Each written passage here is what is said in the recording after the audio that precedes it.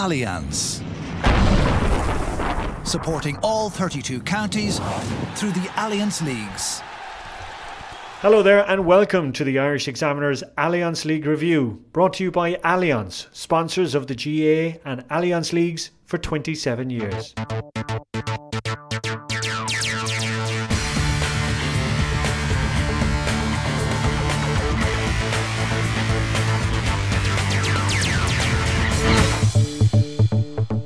Well, there's no lack of talking points on today's show after another action-packed double weekend of Allianz football and hurling league action.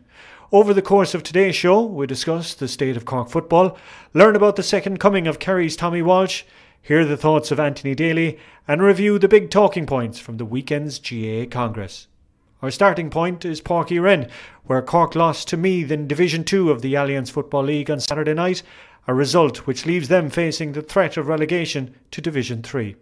After the game, Irish Examiner sports editor Tony Leen spoke with Cork manager Ronan McCarthy, who had some strong words to say in response to criticism levelled at his squad by Larry Tompkins last week. Look, I'd be very disappointed, to be honest with you, with those comments, and I suppose it's his second, I suppose, pop at the team in the last week, and I'll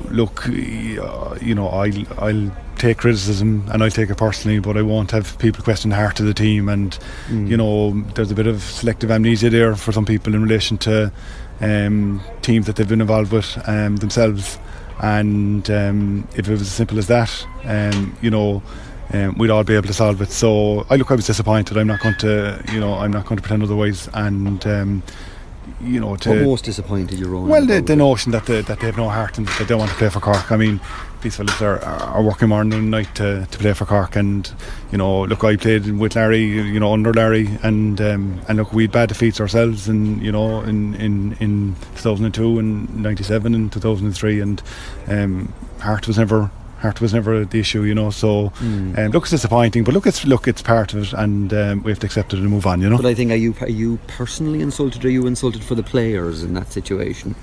Well, I think, look, anybody who knows this group, they are they're an extremely honest group, extremely committed. They're in a very bad place, and putting the boot in isn't really going to help them, and isn't going to solve any problems, and and we'll be back in working on Monday and working hard, and they will too, and they'll face up to it. And that was Cork manager Ronan McCarthy speaking to Tony Leen after Saturday night's defeat to Meath. Tony, great quotes there from Ronan. Were you surprised that he was so forthright in his opinions? No, not if you know Ronan McCarthy. He's a very black and white individual. If he has something to say, he'll say it. If something is annoying him, he'll say it. Some things you might think would trouble him, and he's able to shrug them off. I think what he's doing there is he's protecting the dressing room. He's protecting the players in the dressing room. He uses the word selective amnesia. I think he's basically saying this isn't the first time that Cork football has struggled. It's in a bad place. And the last thing we need is people within the county, especially people of the status of Larry Tompkins, as he says, putting the boot in. So he's going to say that. I think the fact that he is a very stoic personality will probably help him at the moment, because there are other managers would just be feeling the walls closing in around them at the moment. I mean, Cork have 1 point out of 8. Things are at a low. It looks like they're heading for Division 3. And I think Ronan McCarthy is the type of person, he's able to actually deal with that. He's able to keep the blinkers on, and he's able to stay within the group and say, we're going to work away. This is what we have to do. Anything that goes on outside is noise. But do you think that the point that Larry Tompkins was making in terms of heart and commitment is an attitude shared by the majority of the Cork GAA public? Well, I think what you're getting at the moment from the Cork footballers are inhibited performances that perhaps look like they're not showing heart. I must admit, I find that's probably more that their self-belief and their confidence is so low at the moment that they're just afraid to try things. We know that. You know, Colin, everyone, we've all played and we've all been in that position or in that situation where you're looking for the next guy to bail you out. And I think that is the entire kernel of this argument, and maybe that's what the point maybe that Larry Tompkins was trying to get across. It's up now for the leaders that are already there to step up. I'm talking about everybody from a Paul Kerrigan to a Rory Dean to an Ian Maguire, you know, to these lads. Even young Kevin Flahav now has developed really strongly. His clubmate Shawnee Powter, they're both actually only about 22 or 3 years of age, but they're leaders. I think the ones that are there already need to step up, and now would be a very timely moment for new leaders to show that they have that quality. When you're in a hole, you know, basically what you've, you know, whatever the sport column it is, what you really need to do is you need to scrap and scrap and scrap, and sometimes it's not going to look pretty. And I really think that Ronan McCarthy and the Cork team wouldn't be too bothered, in fact they wouldn't be bothered at all, if they were to win in Tipperary next Saturday night by 4 points to 3. It's just basically giving them some bit of forward momentum that they just seem singularly incapable of achieving at this moment in time. Okay, you mentioned Paul Kerrigan there. Deployed as a sweeper on Saturday night? Well, I wouldn't say a sweeper, because I mean obviously that would, you know, conjure up the notion that he was protecting his defenders and such. I think Paul was there almost as an outlet, almost as, you know, the first receiver in terms of actually taking the ball and starting an attack again. Paul has been out of that Cork setup for a bit now, so obviously probably he's not up to full fitness, but what he always has been is he's been very good on the ball and he's been very intelligent in his use of it. And I suspect what Ronan and the management team were looking to do was obviously for those around him to do the defending, and for him to be the one who was actually carrying the ball up through midfield. But and did it work? No, well, it didn't work because he got in very little ball.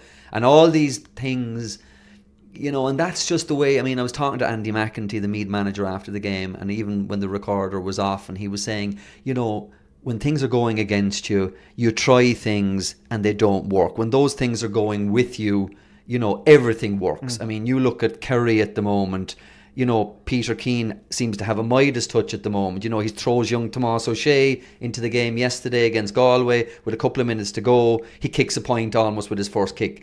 You know, when things are going like that, but Ronan McCarthy, unfortunately, has the reverse Midas touch at the moment. And do you think, mention of Kerry there, do you think that the Munster final, the scars that game left, are a huge part of where Cork football is at the moment? Well, there was a stat which was presented to me over the weekend that since 2018, I think Cork have played 18 league and championship games and they've won 4. They haven't won a competitive game since the victory over Tipperary and Thurles in May 2018. So you're getting on there, Colin, for like 9 months. Now, I'm leaving aside the McGrath Cup, obviously. You're getting aside up for 9 months without a win. And so the bald fact is Cork footballers have forgotten how to win. And the Kerry defeat was pummelling. I think psychologically, by the way, the Tyrone defeat was actually even worse after it. They didn't play very badly against Fermanagh or against Kildare this year, but they only took 1 point. They were poor in Ennis, and they just looked like a side completely bereft of confidence on Saturday night. And you feel for them. I mean, I was around the dressing room area afterwards, and, you know, you're meeting people and they're almost avoiding eye contact. Now, I have to say, obviously, you know, you heard from the audio there, Ronan McCarthy wasn't one of those. But, you know, at the moment, there's almost a sense of embarrassment and frustration amongst the group themselves because they know they're better than this. I know they're better than this. Better, more, you know, learned observers than me know they're better than this. But they just can't seem to put a cohesive performance. They can't seem to get 10 or 11 guys who'll deliver a 7 or 8 out of 10 for you to actually drag them to a position where they can get a win. Some positives, I suppose, that you can take the fact that the UCC contingent will be back from their Sigerson Cup victory. Shawnee Powter's return as well? Yeah, well, again, I suppose it's a reflection, both net positive and negative, that Sean Powter is back after 12 months out, and the minute he came on the field you could see he made a difference. That obviously reflects very favourably on the player himself. I'm not sure it reflects very favourably on what's going on around him. You shouldn't be expecting someone even as talented as a Young Player of the Year candidate in 2017 to be coming on and making a difference. But yes, he did make a difference. I wouldn't think that he's ready for a start in Tipperary next Saturday night, but hopefully Ronan McCarthy will be looking to get a little bit more out of him. Obviously, with the Sigerson Cup now out of the way, you'd be hoping that whatever resources, you know, he needs, he actually has them at his disposal. And as he said, they work away this week and they try to put something together against Tipperary, which won't be easy. I know Tipperary took a small bit of a trimming, but it was with 14 men the weekend, so it's a big game. Yeah, and have a lot of injury worries as well too. I heard Liam Kearns bemoaning after the Armagh game that they nearly have a full team now injured. So, you know, is it a foregone conclusion that Cork will be relegated? If they don't win next Saturday against Tipperary, I think they're gone. I think their last home game is against Donegal, and even their final game, their 7th game, is up in the Athletic Grounds in Armagh. Certainly on present form, you couldn't see them taking anything from that game. So the best you're looking for is for them to beat Tipperary and somehow get a win against Donegal, get to 5 points. But realistically, is 5 points even going to be enough? You know, I mean, you had Fermanagh going up to Donegal yesterday and beating Donegal. That was a huge result for Fermanagh in terms of staying in Division 2 and looking upwards now. So I wouldn't say it's a foregone conclusion, but I know from talking to people, they feel that last Saturday night's loss to Meath all but resigned them to relegation, yes. If it is a case that Cork find themselves in Division 3, does the executive of the Cork County Board come under pressure to look at the managerial situation? Well, I think they're already in that place. I think there's already calls being made, people wondering, you know, is it time? Should they be looking at whether Ronan McCarthy stays or goes? I think looking back now, and it was something that Eamon Fitzmaurice alluded to, I think there is a view and an acceptance in Cork at executive level now that they probably let Brian Cuthbert go too early in 2015, at a point when Cork football, remember, had played in the league final that year, should have beaten Kerry in a Munster final. And when you look, wouldn't Cork sign on very quickly, Cork football sign on very quickly for the position they were in then? You know, I mean, Ronan McCarthy, I believe, will probably get the 2019 season to turn this around and, you know, get the ship sailing in some bit of a positive direction, because, you know, it just can't continue as it is. Realistically, for a county like Cork, it's unsustainable as it is. Finally, in your quotes piece in today's Irish Examiner, there's a quote from Ronan: you identify the issues and you address them. If you were to give the 1, 2, 3 of the issues facing Ronan McCarthy and Cork football, what would they be? Well, I still believe that on paper, you look at the team here, and I'm looking at the match programme from the weekend and the subs, the likes of Mark Collins and Powter and Stephen Cronin, who didn't come on. I still believe that is a group who are good enough to stay in Division 2. The trouble we all know is, unfortunately, you don't win games on the pages of match programmes. You know, they are in a hole. They are in a huge hole now. Everybody is in a hole. Obviously, I don't know, Colm, the chemistry or the dynamic in that dressing room. You know, whether Ronan McCarthy, you know, has that capability, I suppose, to bring the best out of them. You know, that question has to be there. He says that they're working very hard. I believe him. He's a really, you know, honest, straight shooter kind of guy. But like, there are so many issues there. You ask me what are the issues, I'm presuming you're actually talking almost tactical. I actually think psychological is actually the first issue.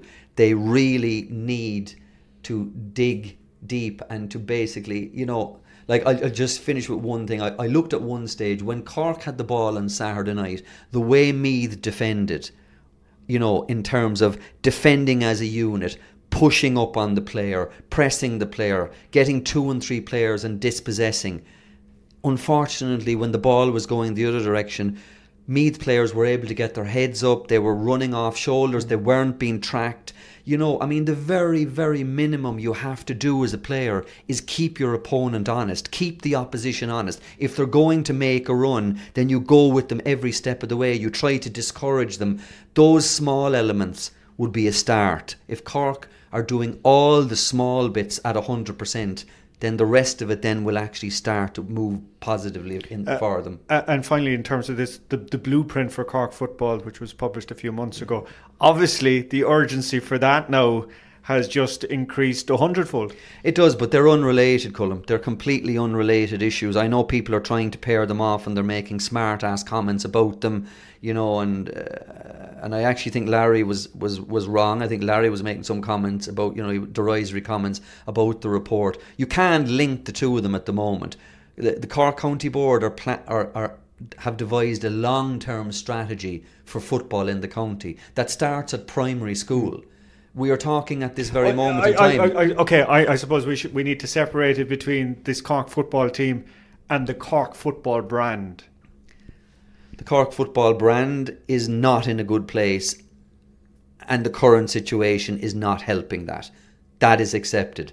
But the present situation with the Cork footballers in Division 2 of the Allianz League, with 1 point and a manager, Ronan McCarthy, under pressure, is not going to be helped or hindered by a 5-year strategy for football. At this moment, there's nothing in that document is going to help the Cork footballers next Saturday night in Semple Stadium. Unfortunately, the resolution to next Saturday night stops and starts with the team bus and those personnel who will be on it. Now, staying with football, and Tuam is our next destination, where new Kerry manager Peter Keane maintained his incredible winning sequence in 2019. Brendan O'Brien was there for the Irish Examiner. And Brendan, Peter Keane afterwards was playing the result down, but how good a win or otherwise was this for the Kingdom? Well, it's still a game between two weakened teams on a heavy pitch in mid-February, so all that does have to be taken into account. But having said that, it's a 4th win on the trot for Kerry under their new management, and they'd plenty to be happy about, even besides the 2 points and their place in the league table. They showed a lot of character towards the end of the game, having led since the end of the first half, all the way through to the 65th minute when they conceded a very scrappy late goal in front of like 7,000 people. It could have gone very wrong for them, but instead they responded with the next 3 points to close out the game. And when you consider the amount of faces they're missing, the amount of youngsters in the squad right now, that's a real plus. And there was some really good individual performances as well. Stephen O'Brien up front had a lot of Kerry folk raving about his performance. Mark Griffin, maybe playing in an unfamiliar role, got through a ton of work in and around the middle third. Darragh Moynihan did himself no harm. And then you had Tomás O'Shea, a great name of course, coming off the bench to make his debut. I think it might have been injury time when he came on. His first act was to score a crucial point. His second one was to set up another one. So on top of all that, then you had a great performance by Tommy Walsh. So a good day for Kerry. Now, big question for a lot of Kerry fans: is this finally the long-awaited triumphant second return from Tommy Walsh in a Kerry jersey? Well, the lads on Radio Kerry were saying that his display against Galway was as good as anything he did back at the height of his career in 2009, when he was one half of the fabled Twin Towers setup that they had back then. Walsh was named at 14. It was obviously his first start for Kerry in 3 years since being brought back in under Peter Keane. But he kind of roved about everywhere in the opposition half, from midfield to the half-forward line. He was up at the edge of the square sometimes. And I suppose one of the concerns about Walsh, even aside from coming back into inter-county football after a break, after his AFL break, was his mobility. You know, how would he suit the modern game? How would he suit Kerry? And that won't really be answered definitively until he hits Croke Park and the wide open spaces. But he was very, very good. He was all over the place yesterday in a good way. He showed for high ball, he showed for low ball. He had great hands, which is something Peter Keane even remarked on.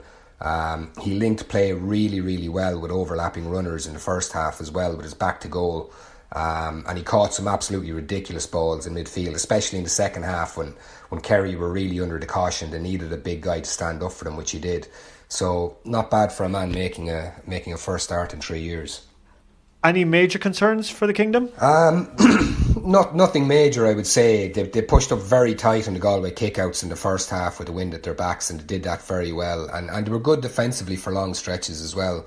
But they did look vulnerable in very close to goal now and again when the two Galway full forwards were isolated on their men.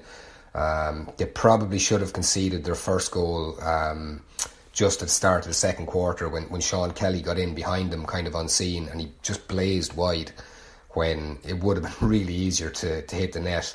But, maybe it's no surprise that there are a few teething problems at the back. They have a lot of change in personnel. They're operating under new management. And when you look at their league so far, it's not like the defence stands out and screams as a problem child. They've only conceded 130 in the 3 games against Cavan, Tyrone and Galway, which is pretty damn good. And Dublin really with 214 are the only team that kind of did them serious damage in that respect. So yeah, it's a work on, but it's nothing to be really, really concerned about at the moment, I would say.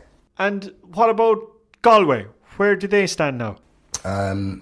I suppose the thing about Galway was they were missing a ton of players against Kerry due to injury, club commitments, college commitments. And Kevin Walsh said afterwards that there's no real sign of many of those boys coming back soon, so they have to make do with what they've got. And this is back on the back of a week as well, where it was confirmed that Damien Comer had to undergo ankle surgery, so they won't be seeing him for a long time. The old question with Galway is, are they too defensive? Are they good enough? Can they change? Can they evolve going forward? And they were very poor going forward in the first half. And what about Galway? Where do they stand now? Passing again. I think they scored 3 points in the first half. Really poor stuff. But they played a much more direct game with the wind at their backs after the break, and they really, really took the game to Kerry. And they had Barry McHugh was very good for them from open play and from frees, and they just kept eating little chunks of that Kerry lead. All the way through that second half. They did miss a few chances. That'll happen on a windy day in February, but it could very easily have been a different result, and we could easily be talking about a brilliant comeback win for Galway. They've won 2 and lost 2 now in the league, so it's not like they're gasping for air at the moment. But they do have 2 local derbies coming up. They're in Castlebar against Mayo next week, and they follow that up with a home game against Roscommon, and then they end the league away to Tyrone and Omagh. So they're not out of the woods in terms of the relegation fight yet, and you kind of get the impression that we still haven't seen enough about Galway to let us know, have they evolved in their game and will there be a better prospect this year?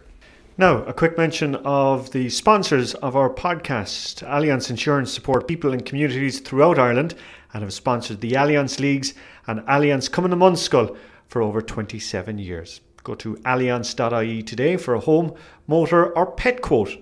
Allianz. Time for us to switch codes now, and we're turning to the Allianz Hurling League action from the weekend. A little earlier today, our sports editor Tony Leen caught up with Anthony Daly, who was at the clash of Limerick and Cork in the Gaelic grounds on Sunday afternoon. A game which Cork won, but Anthony doesn't believe that John Kiely will be losing too much sleep over this result. No, Anthony, there's been actually some Limerick supporters who might have actually almost been looking for a loss, and the old be careful what you wish for. What is John Kiely thinking? We'll talk about Cork in a second, but what is John Kiely thinking after his first loss since the All-Ireland? Yeah, I'd say he's waking up this morning, Tony, and he's okay with the world, I'd say. I'd say still yesterday going down at half-time, they had the look of 2 very frustrated guys, himself and Paul Kinnerk. Just watching the body language, kind of sitting behind him, there's no doubt that they were frustrated with what was going on in front of them. They were just very flat for some reason, but I suppose a week after going down to Kilkenny and dishing out a bit of a hiding to Kilkenny in Nolan Park, the whole hurling narrative all the week was Limerick are gone to a new level, a la Galway of last year, a la Tipp of the year before, and that can be a little bit dangerous because, as I said to Brian Carty yesterday doing a bit of commentary, I said off the air, I said, Brian, Limerick and Kilkenny. Do you know, they're Limerick the same way as I'm Clare, and anytime we get carried away, we get taken back. So I think this morning John won't be too upset. Pulling the reins in a bit. I think, and look at on the second half evidence, Tony, they did all the hurling in the second half really, and when they drew level, you thought there'd only be one result, to be honest with you, but I suppose they did so much hurling to get back to level that eventually caught up with them. Them and Cork had a spurt, and actually Cork missed a few easier chances that maybe they would have won by 4 or 5. But the Cork's second goal really killed Limerick, because they came out after half time, hit 4 in a row, looked like ages to go, this is only going one way, and then a chronic mistake, a mix up between Tom Condon and Sean Finn on a sharp puck out, and Lehane, to me, in fairness to Lehane, was at his kind of razor sharp best again, and it obviously takes Conor a bit of time to get going, and but every chance he got yesterday he punished. I don't know whether you'd call it Corkness. I was in Park Urine on Saturday night, and I met a hurling man coming out the door, and he said to me, I must admit I fancied Limerick strong yesterday for obvious reasons, but he said to me, no, team we've picked, we're going to win. I give us a big chance there. So, I mean, how much of a surprise was it to you that Cork delivered to the extent they did? It was a surprise. I think if Limerick hurled that the way they hurled against Kilkenny per se, or against Tipp, they'd have won the game. But having said that, it was the best I've seen from Cork, even though they beat Clare the previous week. I think they were very fortunate to beat Clare, Clare with madness really, with the fouling and all that. But that was the best from Cork this year, which will have Myler fairly happy today as well, from people saying they're in trouble to now being on 4 points in 8 days. It's amazing, and facing into kind of a derby game with Tipp. Lovely game to be faced into in the last game, and nice position out of 2-1. They have the UCC boys coming back, obviously 3 major hitters there, and obviously huge year for UCC. So I'd say he's in a good place, but I wouldn't have seen them beating Limerick. They had the 2 new debutants, young Downey and young Daly, so they were unknowns to me really. Because a lot of people. Yeah. Well, I would have known a lot of the Busangs and the Turnbulls and all these guys from the underage setups, but the 2 boys kind of slipped me. Maybe young Downey, all right, from the Glen, I would have heard of, but to be thrown in there half back, and did a good job now. Eventually, Garrod Hegarty probably got a bit of space, didn't punish enough, but he did a fair job for the first half. As a manager, and you've been there, what a lovely part of your arsenal Patrick Horgan must be to have. Just watching him again last night, the goal, how he finished it, his consistency. Is he at his peak, do you think, now, Anthony? I'd say, yeah. Well, he was brilliant the last couple of years as well, Tony, and I think, it could be a massive year on all signs. He looks really fit and sharp. It'll go down as one of the greatest travesties in hurling if Hoggy finishes up without an All-Ireland medal, because what a forward, the comfort of having Hoggy on your team must be incredible, for Myler. Now, he missed 2 frees near the end, but that's not the normal form, and come the Munster Championship he'll nail those, when he's that little bit more sharp. But I mean, the goal was on Tom Condon as well, man the match in Kilkenny the previous week. He just picked his pocket, and Tom Condon's around the block, but he got in behind him, and the hand just reached in, and he also set up Lehane for the one that Lehane hit the post with. A brilliant take and turn. He spun in a sixpence, and he looks to be in serious shape, and I think Cork will have the best 6 forwards in the country come the summer. It's the other end of the field might be the worry. Okay, so psychologically, good victory for Cork and Limerick. Tell me about the psychology and the importance of Kilkenny pipping Tipp in Thurles yesterday. Well, I suppose, the one thing you're saying when you're writing the piece for Saturday was, they'll come out and perform again. Kilkenny, Limerick will have to beat them, but they will come out, like every Cody team, they'll come out and give everything. And I believe Walter Walsh was their best man on the field. We saw the highlights last night. Now, obviously, it was in Limerick. But they're incredible, and it looked like, we were going back and over with the commentaries, and it was Brian Carroll was the co-commentator down there, and Carroll said, Tipp, he said, unbelievable, they've turned this back, and Bubbles looks to be back on form, and yet out the gate go Cody with the 2 points and Owen Murphy with 2 massive frees to win it. So sure, look at, I'd say, a wry smile on his post last night as well, and Liam won't be overly worried. He knows how close he could be to being on 6 points now, yet he's on 2. I was just going to say that the thing with Tipp at the moment is should have probably beaten Wexford. they now look at themselves and they're kind of going like, how are we only on 2 points? Yeah, might just work out as well, that, Tony, because you remember all the hassle last year with the Tipp Championship going ahead, and they were straight down top of Championship. I think maybe Liam wouldn't mind. There's no relegation, there's no worries on that front, and maybe they'll have that little gap to play their couple of rounds of the Championship, and he gets them a bit earlier for the Munster Championship for preparation. Before we have a quick word on Clare and Wexford, possibly the most eye-catching result of the weekend was Dublin putting 126 on the board against Waterford. Now, you can say what you want about that, but I mean, in terms of that, what that does for Dublin and the management and the players. Especially, they were very flat in Salt Hill last week, and I know they'd have been very disappointed from the Crokes lads. While they wouldn't be training with us, they'd show their face, the likes of Oisin O'Rourke and Fergal Whiteley and those, and they were very disappointed coming from Galway. But the big thing was Parnell, and like, there's no mention of playing double headers in Croke Park anymore, because you have Wexford and you have Galway and you have them in front of 10,000 in Parnell.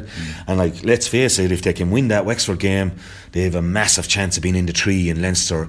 And I think Matty would have set out his stall much the same as I did in my day, to make Parnell into, now it's a smallish field, small, tidy, compact stadium, hard place to come out of with a win, as we saw. Kilkenny very lucky to come out of there last year with a win. So they have Wexford going in there. Okay, you'd fancy Galway are still a little bit ahead of them, but with Wexford going in there, if they can pull the win out of that, there's a massive chance they'll be in the 3, Tony. And I think Matty, against a Waterford team that were, by the way, flying, but they'd only played the 3 weaker teams.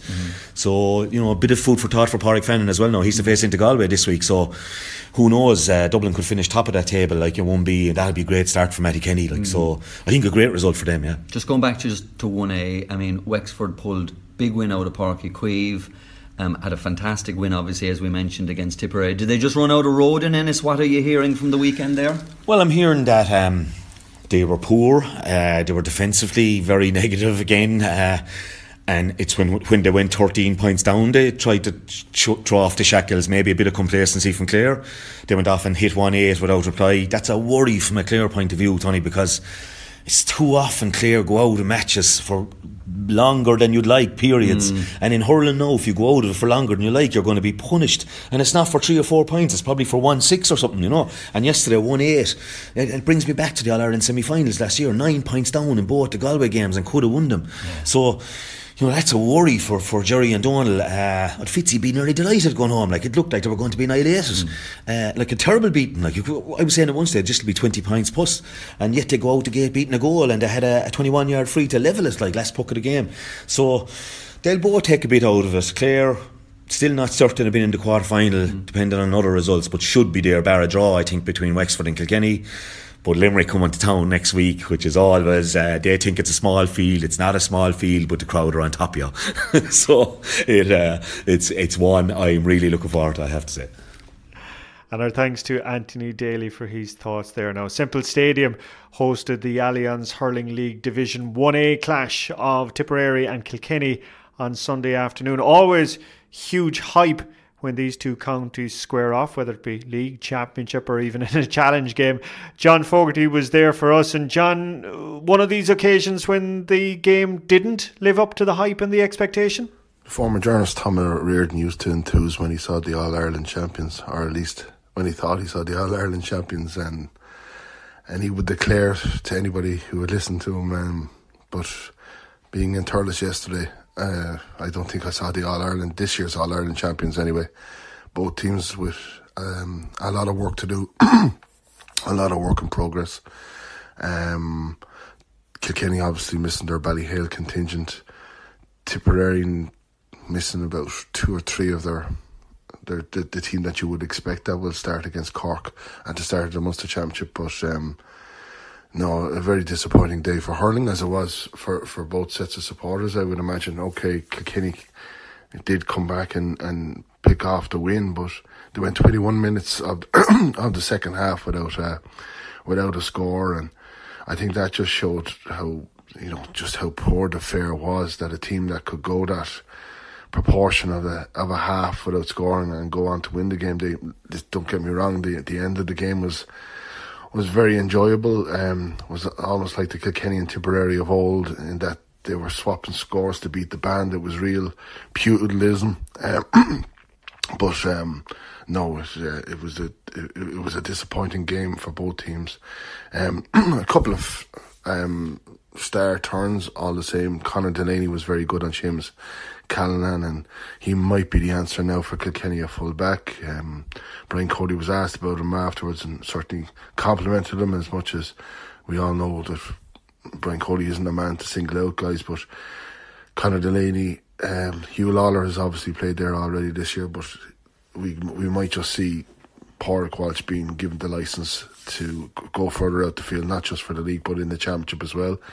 John O'Dwyer was very good at times for Tipperary. Again, John O'Dwyer is the type of guy who wouldn't be the greatest man for winning his own ball as much as in the first half. He shrugged off his marker on 3 occasions to fire over a ball, but there's no better sniping player in the country at the moment, or has been over the last few years.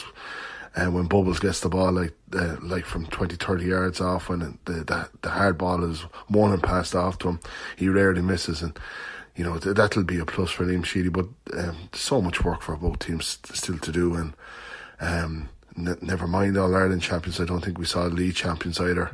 One of them, obviously, you would imagine will go through to the quarterfinals at this stage, but their priorities certainly aren't with the league.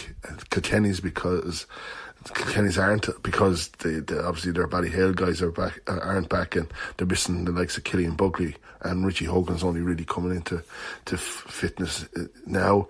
And then Tipperary, because you know, as much as the class of 2010, and many of them are still there for Liam Sheedy, he's going to need a lot of the young bloods, because Tipperary at the moment are lacking that bit of pace, lacking that bit of ingenuity, and it's no wonder that Eamon O'Shea has been called in an advisory role, because there's something missing there at the moment. 3 defeats on the trot is not something that Tipperary should accept, as much as Liam Sheedy is saying that it has been a good campaign for them. It's not something that the average Tipperary supporter is going to accept, and they'll expect a big responsibility against Cork on Sunday. And whether that gets them to a quarter-final or not, I don't think many people in Tipperary will be too concerned, because the league final appearances the last couple of years hasn't helped Tipperary, but certainly they'll want something to hang their coats on in Porkering next weekend. Now, the GA Annual Congress was held in White's Hotel, Wexford, over the weekend. One of the most high-profile motions of the weekend was Donegal's bid to prevent Dublin playing 2 Super 8 games in Croke Park. After the motion was defeated, our own John Fogarty spoke to the Donegal chairman, Mick McGrath, who fears finance is taking precedence over fairness. Donegal chair, Mick McGrath, your thoughts there on that motion, the last of the day, and the most emotive one certainly of the day? Well, we felt strong about it. Our members feel very strong about it, and that's why we brought it here today. The most important factor was that it did get a good airing, it got a good debate, and the points, there were some points made against it that muddied the water slightly. There is quite a 36%, mightn't sound good, but there's quite a lot of support out there for it. I'm sure the CCC and indeed the rule makers will review the imbalance that's there at the moment. It's not our problem, and it's not our difficulty that Dublin haven't built their own inter-county ground. They use Croke Park, and they rent it out and they pay for the rentage. We at no stage said that we wanted Dublin not to play in Croke Park. This motion was all about the quarterfinals of the current championship, and we put that across quite clearly. It's not about the Leinster Championship, the O'Byrne Cup, or the National League games, or the All-Ireland semi-finals or finals. It's about the quarterfinals, where it states quite clearly in rule that there's a home venue, a neutral venue, and an away game. And those 3 in particular are not balanced, with one county having 2 of the games in the one venue. So that was the motion behind it. That was the idea behind it. And we're disappointed we didn't get it over the line, but we gave it our best shot. Your fellow counterman Seamus O'Donnell was making the point, you know, is it finance or fairness? That's something that you would agree with, obviously. Absolutely. I mean, we can all throw darts at certain angles of finances. We all need finance. As the song says, money makes the world go round, and money also makes the association go round. But we must not let money influence competition. And competition on this occasion is being influenced by money. And quite a lot of the counties that I spoke to over the last few days have said that they wouldn't be supporting it because it was a huge dent in the finances of the association. So therefore, that was the feeling that was there, and I have to accept that feeling. Just in terms of fairness, the venues, it has piqued the interest of counties. This debate has got started, and sometimes you have to come at these things 2 or 3 times. Yes, that's true, John. We'll go back and we'll report back to our clubs at county committee level, and we'll see whether we want to revisit it or not. We'll see if other counties want to revisit it. But at the moment, all counties that are in the Super 8s have a neutral venue to play in. The neutral venue is Croke Park. All counties get the opportunity to play in Croke Park. We're not preventing anybody playing in Croke Park. But we have the difficulty is that any county can claim it as a neutral venue and also then claim it as a home venue. I mean, we certainly aren't getting the opportunity of playing 2 games of our 3 games in McCool Park, and that was outlined as well today. Nor is any other county getting the opportunity to play two games in the one venue. So there's an imbalance there. That's all we're looking for. We're not anti any county. We're not against anybody playing in Croke Park. We're against a county or any county getting 2 games in the one venue. A very final question: is there an alternative here, Mick, in the sense that we might see neutral venues? Why does it have to be Croke Park for one round of games? Could you see that? Well, I think that if the motion was carried and we were asked if 2 counties agreed to play the game in Croke Park, we would have probably agreed to that. We would have no difficulty where 2 teams are in agreement. But where they haven't got the opportunity, then there's an uneven playing field, and it's difficult enough to win inter-county matches. But when you're playing against a team that has an advantage that you can't do anything about. That's occurring before you on the field at all. The other point, sorry Mick, just in the final question, the other point that Seamus did make was Donegal were actually the team that beat Dublin last in the championship, and it happened to take place in Croke Park. It's not a case of Dublin being Donegal. The Donegal public have the greatest respect for Dublin and what they've done over the last 4 or 5 years, and indeed 6 years since 2011 when they came back in the scene. A fantastic county team that have fine-tuned and are deserved All-Ireland champions. We have no difficulty in that. We try our best to beat them. We beat them in 2014, and we're the last team, last county to have done that. But this imbalance that's there needs to be addressed. We put it to Congress today. 64% of those voting decided to go with it, not allow the motion to get changed. For different reasons. I don't think it was all for the one reason. There's different reasons, and so we'll have to address that. And that's it from this week's podcast. Our thanks again to our sponsors Allianz, and indeed to all our guests for joining us on the programme. Thanks also to Larry Ryan, who edits and produces this podcast each week. To subscribe to the podcast on iTunes, just search for Examiner Sport. And while you're there, don't forget to leave a rating and a review. We always welcome your feedback. You can also listen on SoundCloud and Stitcher and on YouTube, or find us on Twitter, Facebook, or at irishexaminer.com/podcast. Thanks again for your company. Look forward to talking again next week. Allianz. Supporting all 32 counties through the Allianz Leagues.